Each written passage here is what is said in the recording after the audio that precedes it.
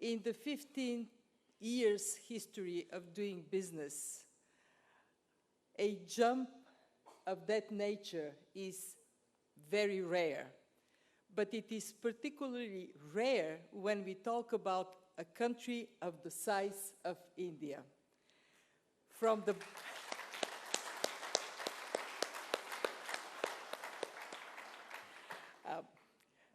I understand that in a cricket-loving nation, hitting a century is a very important milestone. So what we face here is an incredible achievement, and it is only appropriate we celebrate it in the hometown of the Blue Team India.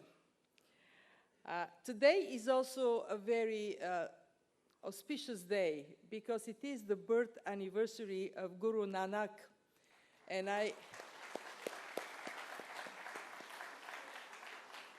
was reminded by my colleagues of his very wise words. Whatever seed is sown, a plant of this kind comes forth. The team in this room, under the leadership of the Prime Minister, has sown wonderful seeds of simplification, of reduction of administrative barriers, a very important seed of using technology, and feedback from those who are on the receiving end of regulations. And what we see is a chance to harvest the fruits of hard work, which places the confidence of India one notch higher. What is very important for us from the World Bank is to recognize that high-level ownership and championship of reforms is critical for success. And there is no better evidence of this than the fact that the Honorable Prime Minister himself is in the room with us. Thank you, Prime Minister.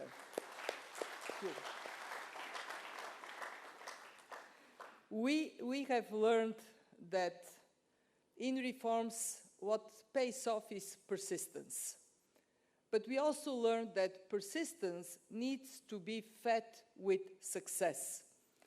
And what we are recognizing in India is that this success today is to be turned into more energy in reforms for the future. Let me make 3 points in front of this distinguished audience. The first one is that we look at doing business achievements in a broader context.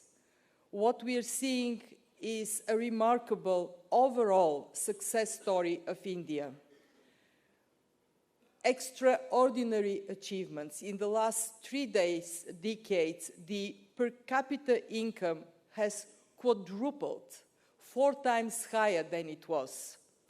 And it was done with an eye on lifting out of poverty people that have been left furthest behind.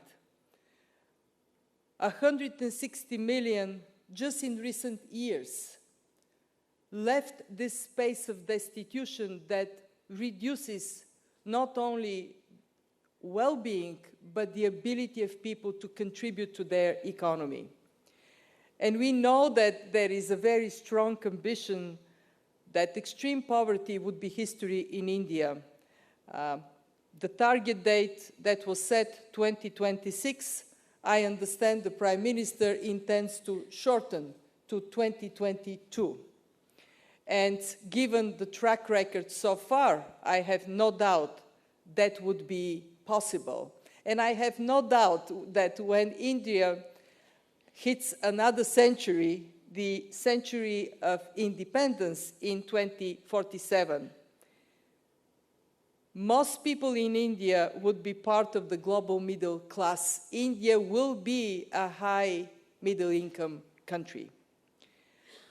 But that success could only be secured if there is perseverance where it matters the most, reforming the policy environment and the institutional framework to deliver on policies in India.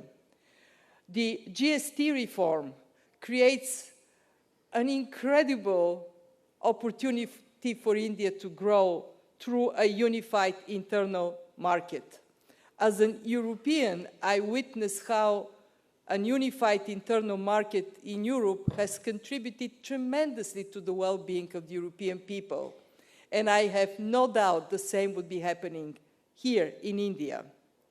Match this ambition is the dedication of India to high-quality infrastructure, one that allows this large country to be connected and matches with infrastructure the ambition for internal market. And in addition, what India is doing today and would do even more in the future is investing in the most valuable asset of any society, its people. Investing in early childhood development, investing in the skills, incredible progress in this area, investing in women to be part of the labor force.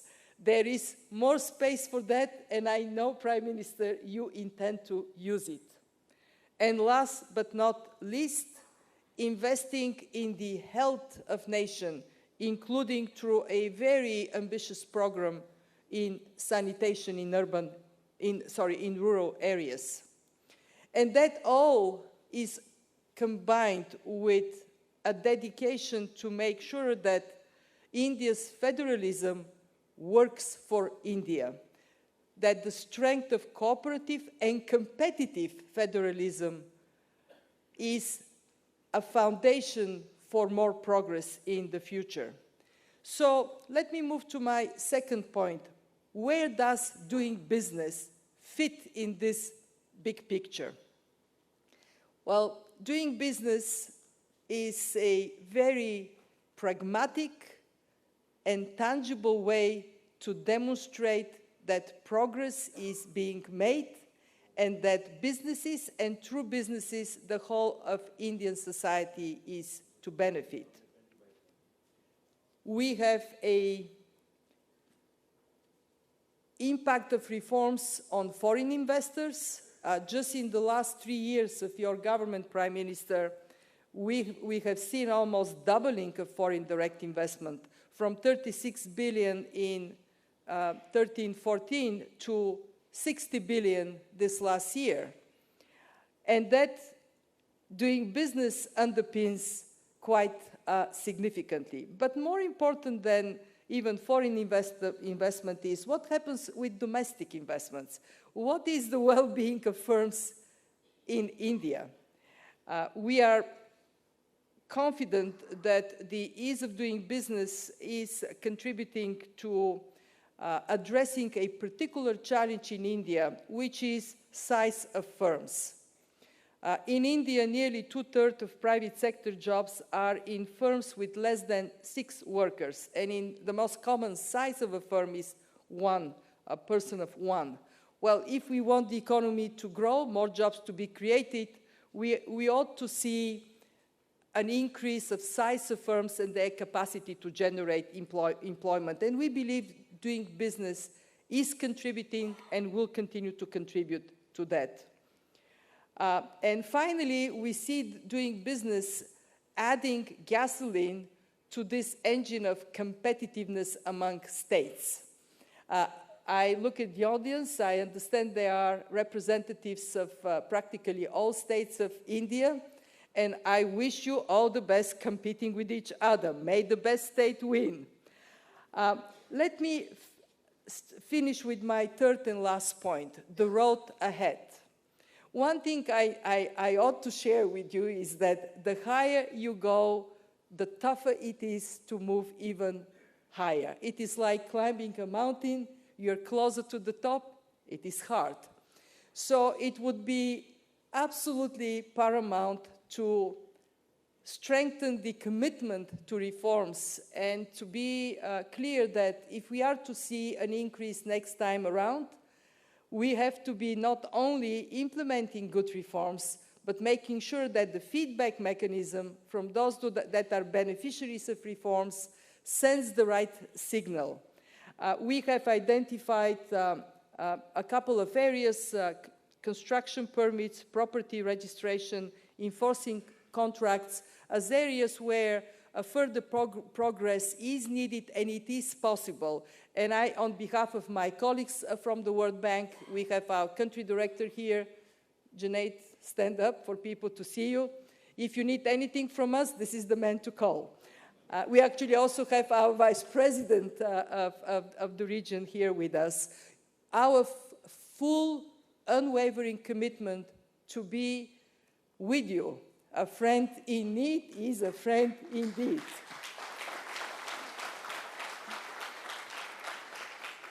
Let me, in conclusion, say that what is happening in India matters tremendously to the Indian people, first and foremost. But it matters to the rest of the world. Because of the size of India, because of the significance of India, your success translates into well-being across the globe. We are very keen to be the transmission line of lessons learned here to other places, so people in the developing world, in Africa, in Asia, elsewhere, they can benefit from what is being generated and learned right here in India. You have a bold vision, Prime Minister. It is a vision for India, but it is broader than that. It is a vision for a more prosperous and, as a result, more peaceful world for all. Thank you for the chance to be here as part of this celebration, and all the very, very best. Namaste.